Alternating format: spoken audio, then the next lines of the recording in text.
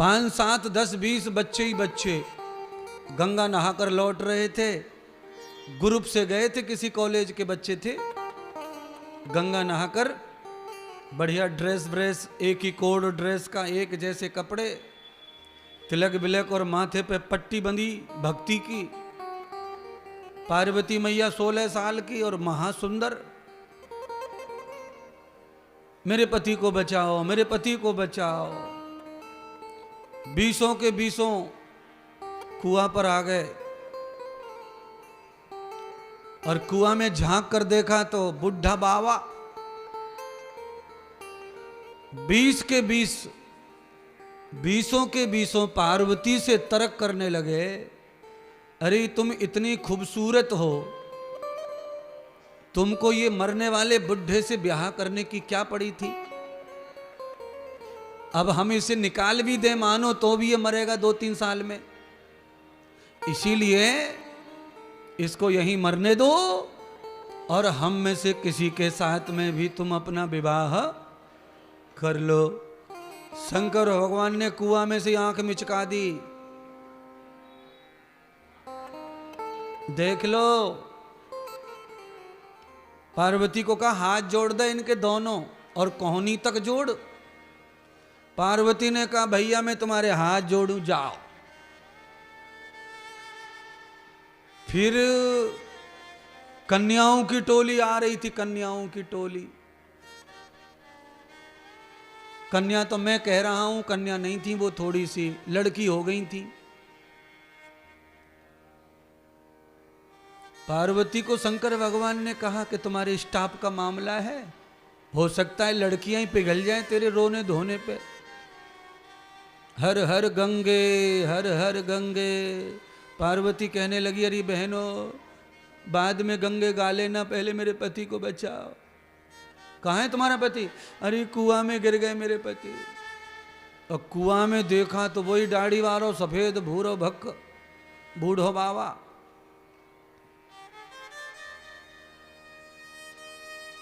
लड़कियों ने भी कहा कि तेरी ही माथे की फूट गई, तुझे दिखता नहीं है? अंधी हो गई है जब बुढ़ूर से शादी कर ली है। चल हमारे साथ।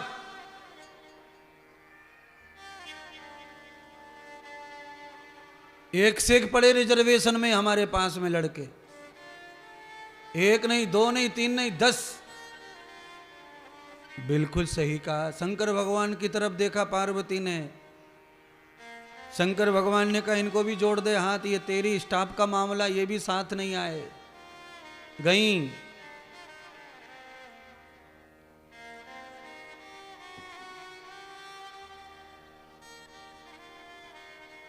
अब कछु बड़े बूढ़े नहा के आ रहे थे, हदकट 50-55 वाले। शंकर भगवान ने कहा इनसे भी पूछ के देख ले, तेरे बाप के समान है ये भी मदद कर दें तो। पार्वती ने कहा अंकल रुको, अंकल रुको, ताऊ रुको, ताऊ रुको। पार्वती अंकल और ताऊ जी कह रही है। क्या हुआ, क्या हुआ? तो कहा मेरे पति को बचाओ। कहाँ है? कुआं में गिर गए। सब अधकटरों ने देखा कुआं में झांक के,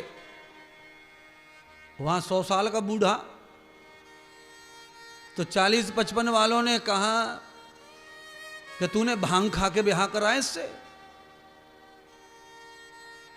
है?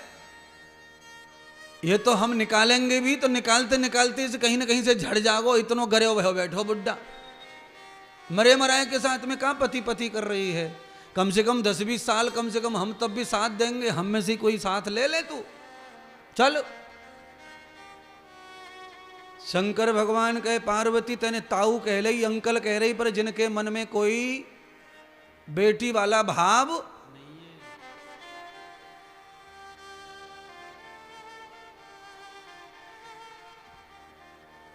पीछे से रामपुर क्षेत्र की कुछ माताएं बूढ़ी बड़ी नहा के आ रही थी, बढ़िया बढ़िया गीत गा रही और नहा के आ रही थी बुजुर्ग माताएं।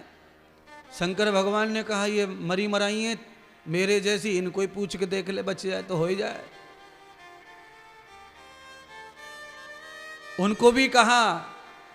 तो उन माताओं ने भी पार्वती को यही कहा कि तुमने बड़ी गलती कर दी ऐसे पति के साथ ब्याह करके।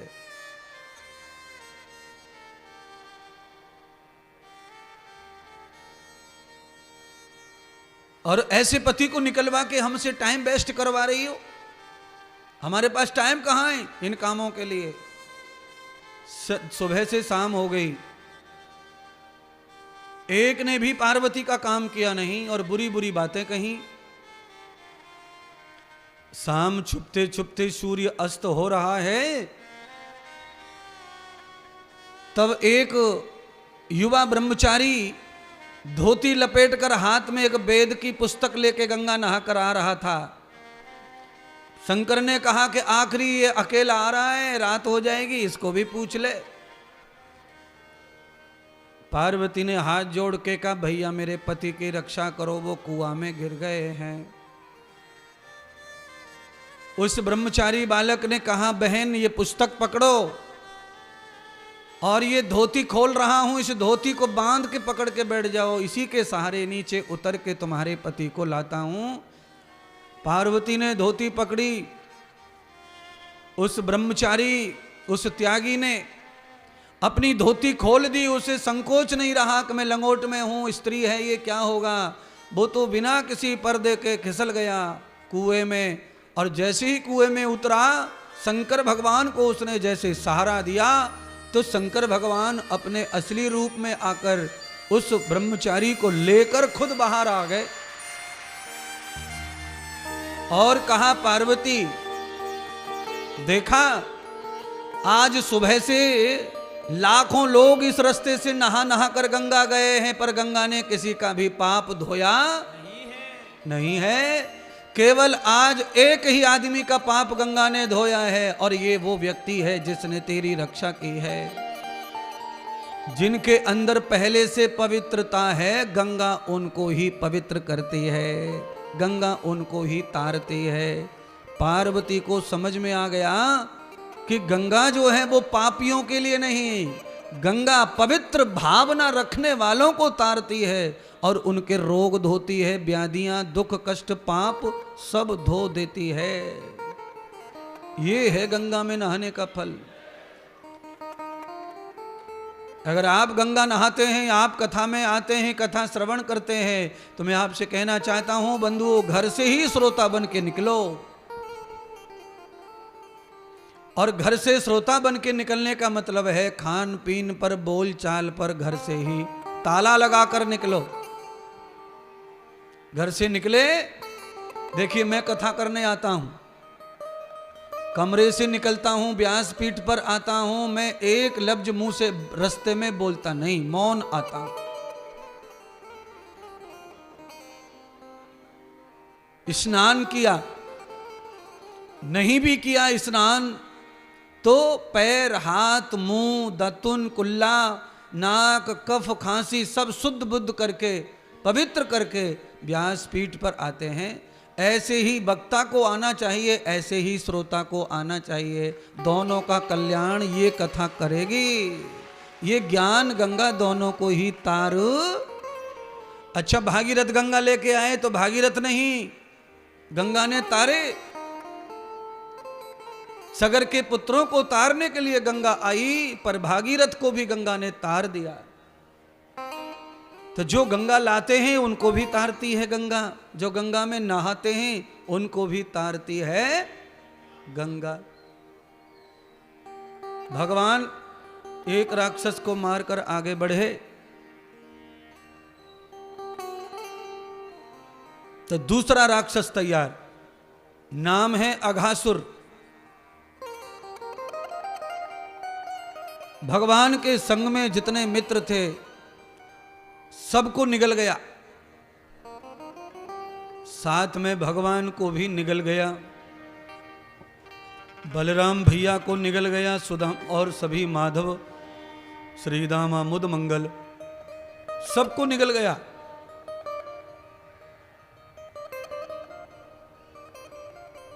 छह महीने तक कहते हैं उस अजगर के पेट में रहे भगवान।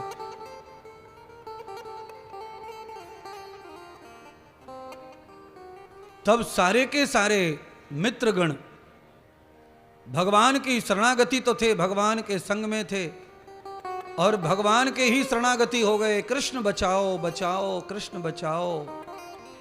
तब भगवान ने सुदर्शन चक्र से उस पाप को नष्ट किया और सारे सखाओं सहित भगवान बाहर आए।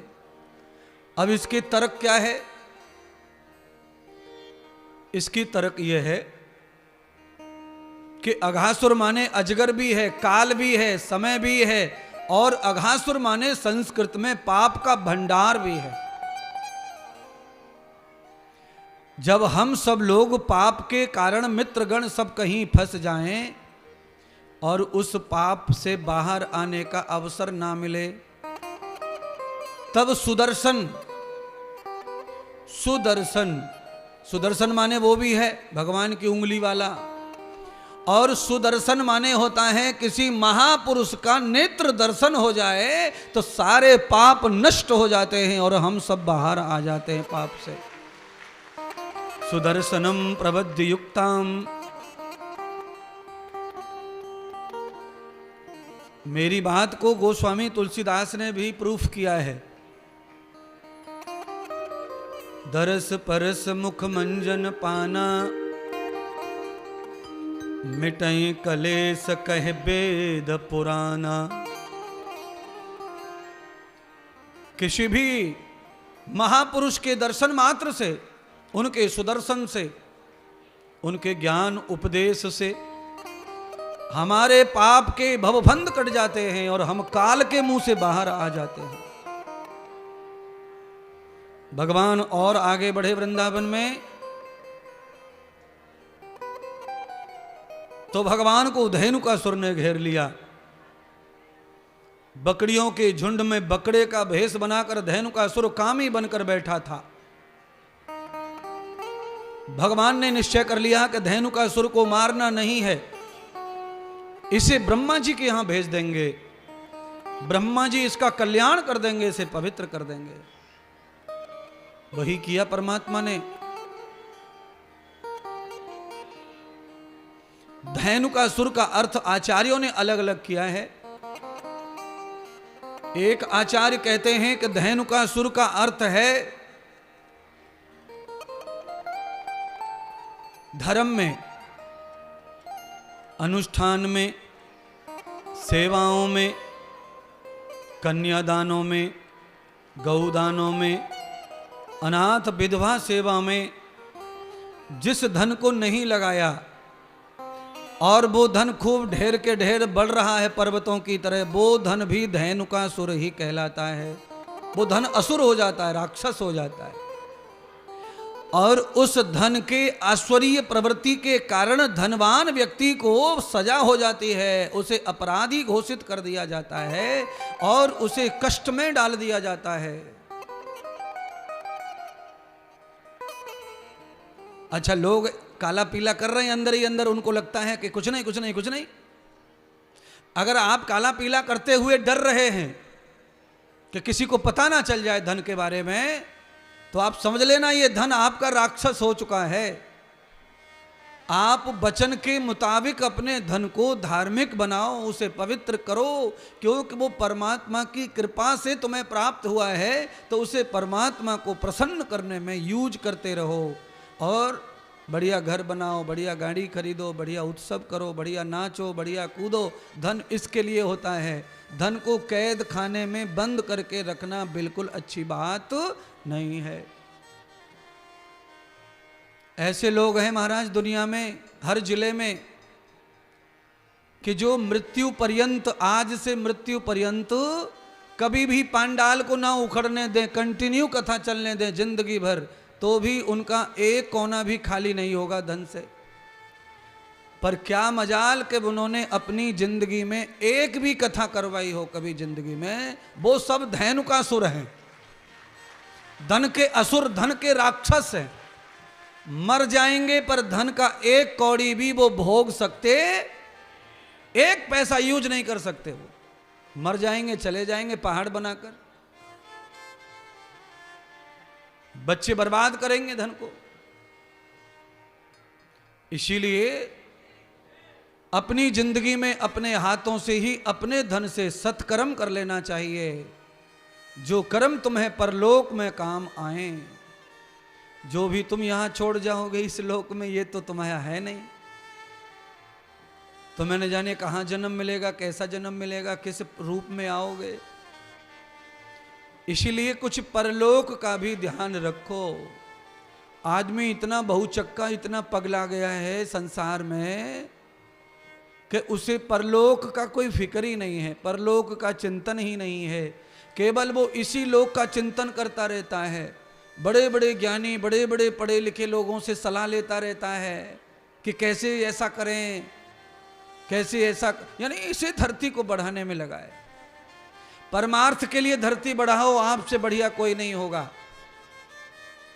राजस्थान के राजा सोमकांत ने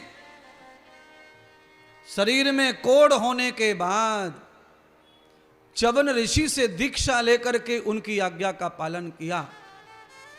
महर्षि च्यवन कहते हैं, हे राजा सोमकांत, तुम अक्षय धनी हो, तुम्हारे पास इतना धन है, तुम राजा हो, और कोढ़ के रोग से तुम इतने ग्रसित हो गए हो कि राज्य ने तुम्हें त्याग दिया है।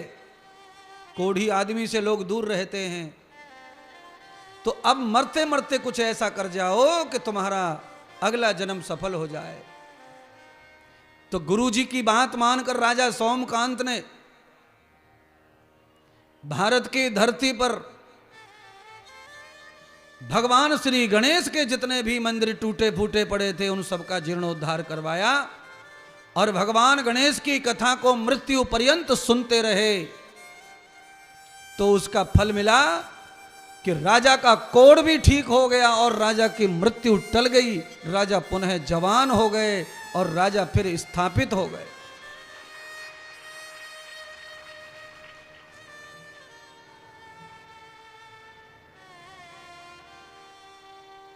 बहुत सारा फर्क पड़ता है। दान धर्म करने से, पुराण बचवाने से, कथा श्रवण करने से समाज को तो लाभ मिलता ही है, समाज तो बदलता ही है। समाज की कुरीतियां, पाखंड, बुराइयां तो मिटती ही हैं प्रवचन से, पर यजमान आयोजक को जो लाभ प्राप्त होता है वो अद्भुत है। 3 लोक 14 भवन में उसके लिए स्थान बन जाता है, उसकी कदर हो जाती है। इतना पुण्य है ये कथा करवाने का, यजमान बनने का। इसलिए बंधुओं, अब 1-2 दिन बचा है, गोपाल जी का सहयोग कीजिए सब लोग। ये आयोजन में कमी आ रही है धन की, ये व्यवस्था को सुलझाने में परेशान है ये आयोजक। भावना में आकर हाथी तो ले लिया है, पर बांधने के लिए बड़ा छप्पड़ नहीं हो पाया। ऐसी स्थिति में अपने जो रोग है, जिनको हम अपना मानते हैं, उनको खड़े होकर के हाथी के लिए छप्पड़ छा देना चाहिए और कार्य को सफल करना चाहिए।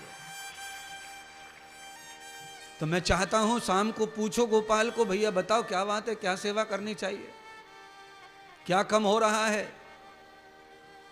तो उनको भी ईमानदारी से बता देना चाहिए कि ये कम हो रहा और ये पूरा हो रहा। धार्मिक अनुष्ठान में किसी भी प्रकार की चालाकी बहुत बड़ा अपराध है। धार्मिक अनुष्ठान को दिल खोल के करना है और फिर उसके लिए आगे पीछे देखना नहीं है। शरीर का अंग अंग भी भगवान का दिया है। अगर ये अंग एक दूसरे के लिए हम समर्पित कर दिए हैं और ये तुच्छ रिश्ते हैं, तो भगवान के लिए क्या कम है। ये सब कुछ अर्पण भगवान को हो जाए, फिर भी हमको बिल्कुल भी कम महसूस नहीं करना चाहिए। अरे क्या नहीं, अपने पास सब कुछ है। जुबान होनी चाहिए, आपके सारे काम सिद्ध हो जाएंगे, सफल हो जाएंगे। पूरे जिले में इतना बड़ा काम गोपाल यादव जी ने किया है, वो मेरे शिष्य हैं। पूरे जिले में ऐसा पावन कथा, ऐसा बड़ा आयोजन, ऐसे पंडाल देखे भी नहीं है किसी समाज के लोगों ने। ऐसा कार्य किया है तो ऐसे व्यक्ति को समाज और क्षेत्र के लोगों को उठा लेना चाहिए। उसे केवल इसीलिए धन्यवाद, तन मन धन की सेवा दो कि आपने भैया कम से कम इतनी हिम्मत करके दर्शन तो कराया कथा का और महात्मा का। क्षेत्र में जब महात्मा संत कथा पधारते हैं तो कई वर्षों तक महाराज कोई आपदा नहीं आती है, बिजलियां नहीं गिरती हैं, बादल नहीं फटते हैं, अकाल नहीं पड़ते हैं। और ये दौड़ते हुए हाईवे के नीचे जवान जवान बच्चे ट्रक के नीचे नहीं आते हैं। इस कथा का प्रभाव केवल इस गांव के लिए नहीं, पूरे क्षेत्र के लिए होता है।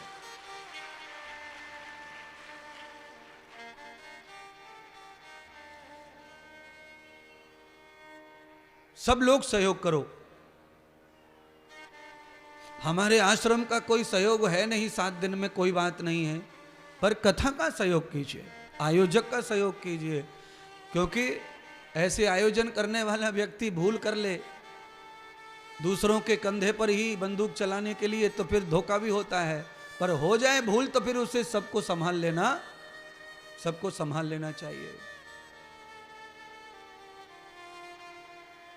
अपने ही बल भरोसे पर सारे कार्य धार्मिक करने चाहिए, परमात्मा को साथ लेकर। बस दूसरों के भरोसे ऐसे कर्म सफल नहीं होते, उसमें मुसीबत आ जाती है, तकलीफ होती है, पर तकलीफ होने नहीं देंगे।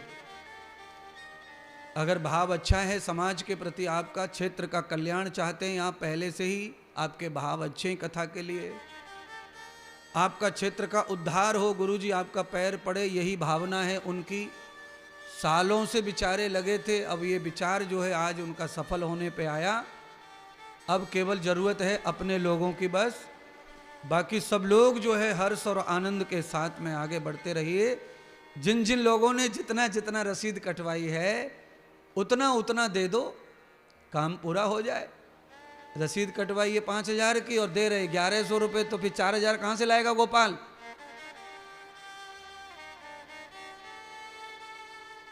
तो जितनी रसीद घर में रखी है ना अलमारी में, उतना दे के जाओ, तब ही तुम्हारा मानवता और हिंदुत्व, तब ही सनातन तुम्हारा जागृत रहेगा। तुम रसीद पर ही कम ज्यादा करोगे, झूठा सच्चा करोगे, तो कैसे कथा, क्या फायदा है फिर इसका? मेरी दक्षिणा की चिंता नहीं करनी किसी को, पर जो भाड़े पे आया है उसकी चिंता सबको होनी चाहिए। अच्छे काम के लिए कोई गलती हो जाए भावना से, तो उसे गलती नहीं कहते, उसको हम धर्म अनुष्ठान मानते हैं। तो आज मेरी तरफ से मैंने कहा आप सबको, सभी शाम को बैठे, जो लोग हितकारी हैं, और ये जो भी खर्चा पर्चा हुआ है उसका डाटा लें, गोपाल जी से डायरी दिखाओ भाई क्या खर्चा हुआ है, किस में कितना लगा है, उसे पूरा करेंगे। चिंता की क्या बात है?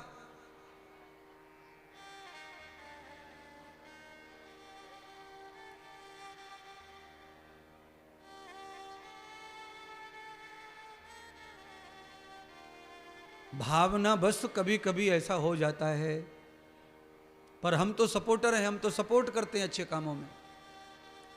आप सब लोग भी इस कार्य को संपन्न और सफल बनाएं। क्यों?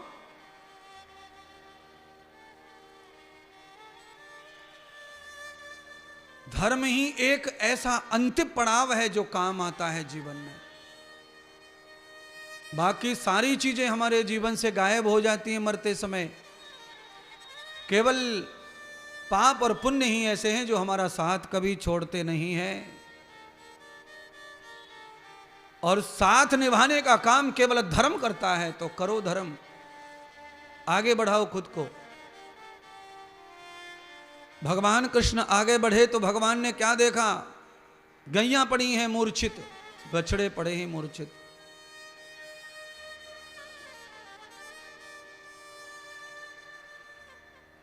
पूछा क्या हुआ है भाई? तो सब रोने लगे वृंदावन वासी। कहा हे नंद के लाला, यमुना में कालिया नाम का राक्षस आ गया है जिसने सारे पानी को विषैला कर दिया है। जो भी गाय पानी पीती हैं वो मृत्यु को प्राप्त हो जा रही हैं। रक्षा करो, हमारी रक्षा करो। भगवान ने गेंद का सहारा लेकर खेलते खेलते गेंद पानी में डाल दी और पानी में गेंद गई, उसके पीछे पीछे परमात्मा चले गए। उस कालिया की जो पत्नियां थी वो बड़ी धार्मिक, भगवान नारायण की परम भक्त। भगवान भक्तानियों से मिले, आशीर्वाद दिया, सौभाग्यवती रहो। और फिर अपनी गेंद उठाने के लिए गए तो नाग ने फुसकार मारी, जहर उगलकर भगवान का रंग नीला कर दिया। तभी भगवान ने अपनी उंगली निकाल करके नाग को नाथ दिया। सारा विष बाहर हो गया।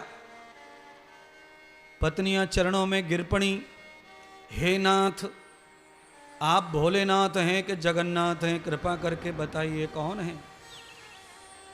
मेरे इस पति को बस में करने का काम केवल दो ही देवता कर पाए हैं, या तो नारायण या तो शिव। आप कौन हैं? तो दोनों देवियों की भक्ति से प्रसन्न तो थे ही भगवान, सौभाग्यवती का वरदान भी दिया था, इसलिए दुष्ट पापी को मार तो सकते ही नहीं थे। तो भगवान ने चतुर्भुज रूप धारण करके उन्हें दर्शन दिया और कहा कि अपने पति को लेकर के धरती लोक पर मद्राचल पर्वत पर चली जाओ, जहां कोई पानी पीने वाला जीव जंतु नहीं रहता। तुम्हारे प्रताप और तुम्हारी तप की वजह से आज तुम्हारे पति के प्राण बख्श दिए मैंने। इसलिए हमारी माता बहनें पति की लंबी आयु के लिए व्रत, उपवास, पूजा पाठ करती रहती हैं। इनका किया हुआ पूजा पाठ बेटे को, पति को, सबको लागू पड़ता है। इसीलिए घर में औरत को कभी भी अपमानित नहीं करना चाहिए। औरत को अपमानित मत करो, उसको कचड़े में मत डालो, उसको तुच्छ में मत डालो।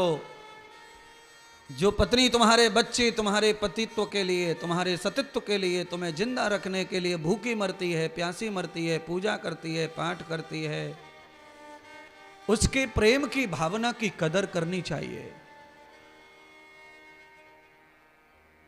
उस कालिया के माथे पे सवार होकर भगवान पाताल से धरती लोक पर आ गए और बीच यमुना में आकर प्रभु बांसुरी बजा करके अंगूठे के पैर के अंगूठे पर खड़े हो गए और नृत्य करने लगे। सारे ब्रजवासियों ने देखा, अरे कृष्ण आ गया, आ गया, आ गया। आधे लोगों को दूर से लग रहा था कि कृष्ण को सांप ने पकड़ रखा है, कृष्ण छूट नहीं पा रहा है, फनों के बीच में कृष्ण फंस गया है। पर कुछ लोग नजदीक से देख रहे थे तो भगवान जो है फन के ऊपर नाच रहे थे बांसुरी बजाकर। नटवर नागर नंदा भजो रे मन गोविंदा। मद्राचल पर्वत पर भेज दिया और अपने चरणों की पवित्र गंगा से उस नाग के समस्त जहर को, विष को, बुराई को समाप्त कर दिया बुद्धि से, मस्तिष्क से। इसीलिए महात्मा संत जनों के चरणों को क्यों पूजते? उनके चरणों को धो करके पीते क्यों हैं? क्योंकि इस बुद्धि में जो विष भरा है, बुराइयों का जहर भरा है, वो निकल जाए, इसलिए चरणामृत लेते हैं। और उसका सच रिजल्ट भी यही है। जब भी कोई पवित्र महापुरुष अपने यहां कहीं मौका मिले तो उनके चरणों का जल अपनी जीवा पर डाल करके अपनी विषैली जीवा को अमृतमयी बनाते रहते रहना चाहिए। समय समय पर संतों के चरणों का जल ग्रहण करो, भगवान के चरणामृत को स्वीकार करो। भगवान के चरणों के स्पर्श लगने से ही पापी के पाप धुल गए, अमृत बन गया बुद्धि में, विष समाप्त हो गया। चरणों की बड़ी दिव्य महिमा है।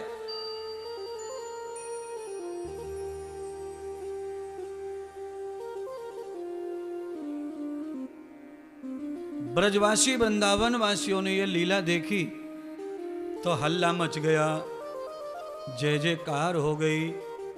सारे महात्मा संत इकट्ठे हो गए। उन्होंने कहा ये नंद का बालक नहीं है और ये कोई गाय चराने वाला ग्वाला भी नहीं है। ये नंद का बालक हो, ये इंसान का बालक ये लीला कर ही नहीं सकता। पाताल में जाकर 7 वर्ष के भगवान ये लीला कर रहे हैं। कहते हैं 7 से 9 वर्ष के बीच भगवान ब्रज में लीला कर रहे थे, वृंदावन में। इस लीला को देखकर संत महात्माओं ने स्वीकार कर लिया कि ये हो न हो ये ब्रह्म ही है, ये परमात्मा ही है। सबने भगवान को परमात्मा का रूप देख करके उठा लिया और पूरे वृंदावन में भगवान की यात्रा निकाली, शोभा यात्रा। सबने भगवान को पूजा, सोने के सिंहासन पर बिठा करके मुकुट पहनाकर भगवान की आरती करने लगे और भगवान को वृंदावन का मुखिया बनाकर ठाकुर बना दिया, मालिक बना दिया। अब वृंदावन में जो कुछ भी होगा वो सब भगवान श्री कन्हैया जी के कहने से होगा। आज भगवान का नाम सारे महात्मा संतों ने रख दिया। बोलो श्री वृंदावन बिहारी, जय जयकार हो रही है। आनंद बह रहा है वृंदावन में। चलिए एक भजन के साथ में आपको आनंद दर्शन कराते हैं। फिर आगे की कथाओं में भी बहुत सारे अच्छे अच्छे भजन हैं जो आपको आज सुनाएंगे। बुला लो बुला लो बुला लो वृंदावन के धारी, बुला लो वृंदावन के धारी, बुला लो वृंदावन गिरधारी, बुला मेरी बीती उमरिया सारी जाम, मेरी बीती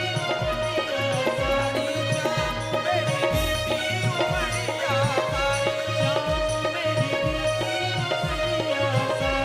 बुला लो बुला लो बुला लो बुला लो।